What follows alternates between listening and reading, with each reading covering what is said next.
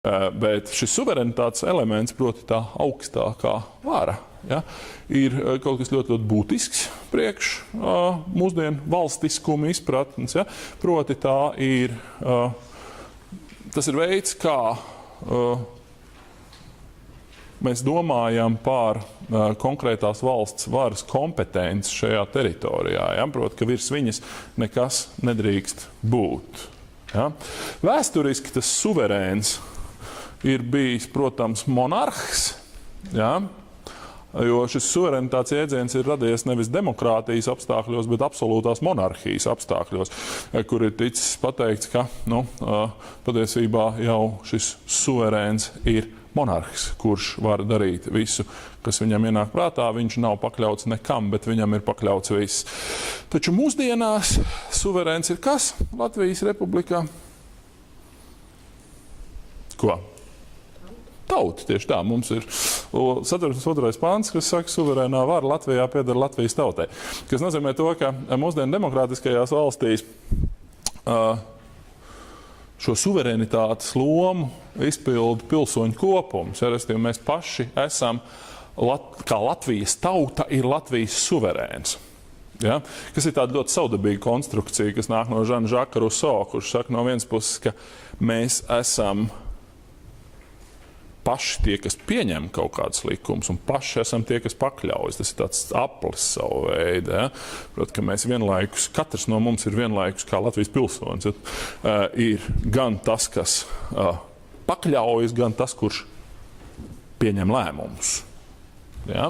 Tas ir šis suverenitātes jēdziens, kurš ir ļoti būtisks. Tad, ja mēs runājam par, kā saka, citu valstu iejaukšanos mūsu, kā mēs reizēm sakam, suverēnajās lietās. Ja? Kaut kādi jautājumi par šito.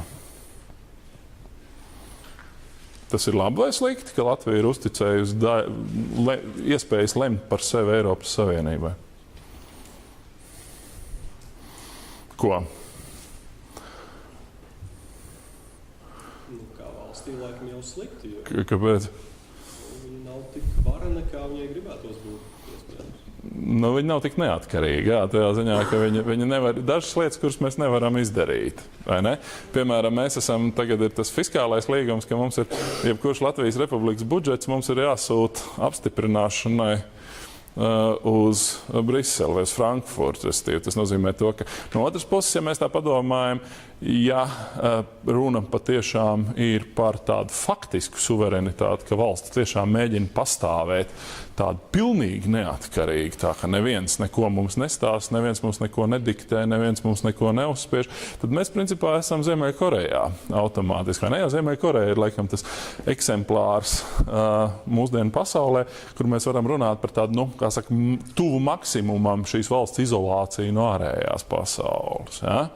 Kas nozīmē to, ka šī suverenitāte joprojām ir tāds gan strīdīgs jēdziens, bet mēs viņu joprojām lietojam. Tas oficiālais iebildums būtu, protams, tas, ka mēs esam ar to, ka mēs esam iestājušies Eiropas Savienībā un NATO un vēl veselā virknē ar organizācijām starptautiskām, kurām mums ir jāklausa. Ja? Ar to mēs esam savā ziņā sasējuši sev rokas daudzās jomās. Ja? Bet mēs esam to iespējams izdarījuši sev paši interesēs. Tieši tādā pašā veidā, kā mēs zinām, ka cilvēkiem ir viņu paši interesēs reizēm uzņemties kaut kādas saistības. Es ceru, ka jūs vēl neesat nekādos hipotekārajos kredītos iedzīvojušies. Ko? Hipotekārais kredīts arī ir īstenībā jūsu brīvības zaudēšana, vai ne? Jo jūs esat vienkārši uzņēmušies, ka jums tagad kaut kāda daļa no savas godīgi pelnītās naudas būs katru mēnesi jāmaksā bankai. Ja? Bet neviens īsti neteikt, ka tas ir kaut kas pilnīgā nesaprātīgs, tāpēc, ka patiesībā tas ir veids, kā jūs varat uzlabot savus dzīves apstākļus, un jūs esat brīvprātīgi uzņēmušies šādas saistības. Neviens nav spiedis jums uzņemties kaut kādas hipotekāros kredītus. Ja jūs paši to darat, vai ne? Tad tādā veidā jūs paši uzņematies ierobežot savu brīvību, ja? Savu pašu interešu vārdā. Ko? Man nevajag, lai man piekrīt, man vajag, lai man runā pretī. Nu, lūk. Tā ir tā iekšējā suverenitāte. Savukārt pabeigšu ar vienu citu lietu, kas ir nemazāk svarīga arī pēdējo notikumu kontekstā. Tā ir ārējā suverenitāte. Kas ir ārējā suverenitāte? Ārējā suverenitāte ir tas, ka pie modernās valstiskuma idejas nepieciešami pieder tas, ka šo valsti atzīst kā valsti arī citas valstis. Ja? Un šīs suverenitātes tajā ziņā ir pilnīgi vienlīdzīgas. Ja? Vismaz formālā ziņā tās ir pilnīgi vienlīdzīgas, taču, lai jūs uzskatītu par valsti, jums ir nepieciešams, lai jūs būtu valsts, jums ir nepieciešams, lai jūs pieņemtu kā valsti citas valstis. Jums nepietiek tikai ar teritoriju, jums nepietiek tikai ar armiju, jums nepietiek tikai ar birokrātiju. Jums ir nepieciešams arī tas, lai citas valstis jūs atzīst par sev līdzvērtīgu spēlētāju. Un tieši tādēļ, kā mēs to zinām, pasaulē pastāv tāda īpaša procedūra, proti šī valsts savstarpējā atzīšana. Ne? Proti, kā mēs to zinām, Latvijai ir gadījies iet cauri šai atzīšanai vesels 2 reizes. Kurā laikā tas notika? Ko? 18. 20. 21. Jā, tieši tā. Un otrais? 91. Jā, tieši tā. Nu, tas, kā saka, nav nekas sarežģīts. Pie kām abās divās reizēs tur īpaši liela problēma nebija. Iespējams, tajā pirmajā reizē bija vairāk, jo pēc atjaunoto neatkarību atzina krietni vairāk valstu, vēl jau vairāk tādēļ, ka vesela virkni nekad nebija atzinušas, kā Lielbritānija un ASV Latvijas iekļaušana PSRS.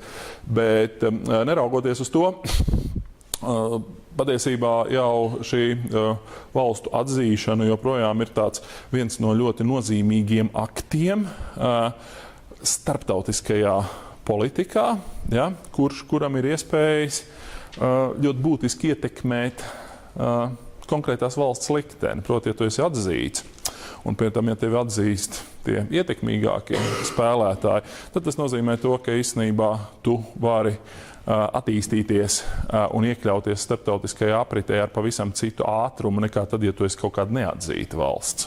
Ja? Mēs zinām, ka pasaulē ir, ja nemaldos, tad kaut kādas 11.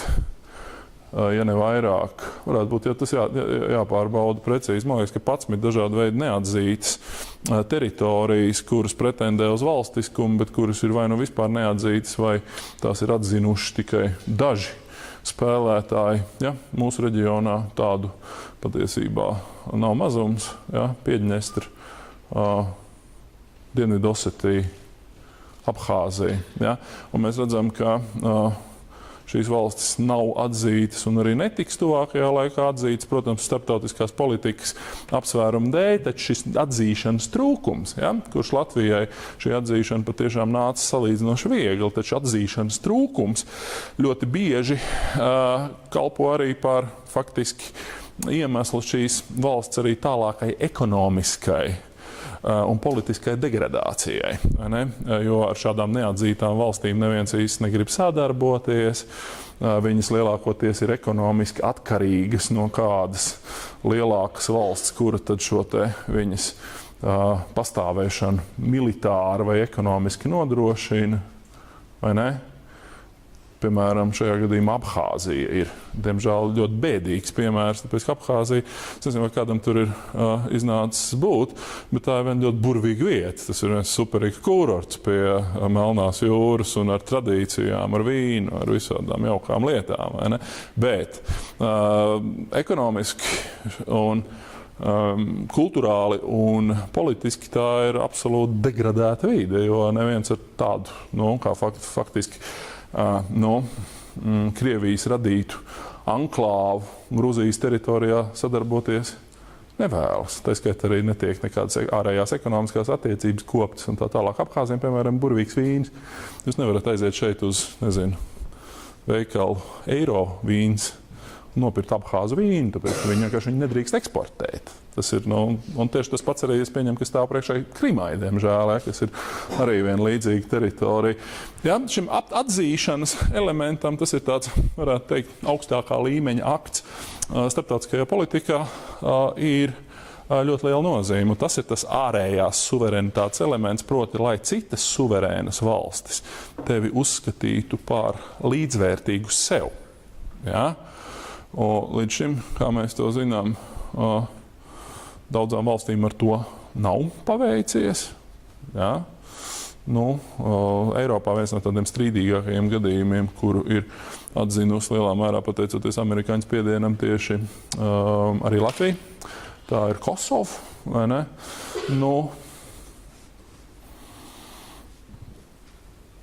Tas ir tāds, varētu teikt, negatīvs precedents, uz kuru pēc tam tad atsaucās daudz citi, kas saka, redz, jums ir dubultie standarti, vienus jūs atzīstat, citus jūs neatzīstat. Un tā tālāk, īstenībā, attiecībā uz valsts savstarpēju atzīšanu nav nekāda objektīva likuma, nav, kad vajadzētu atzīt. Vienkārši politika to visu izšķir, vai ne, ļoti lielā mērā. Bet vēlreiz tas ārējās suverenitātes elements ir modernajam valstiskumam pilnīgi absolūti nepieciešama sastāvdaļa. Vēl kaut kādi jautājumi vai komentāri par valstu atzīšanu vai suverenitāti vai vienalga ko?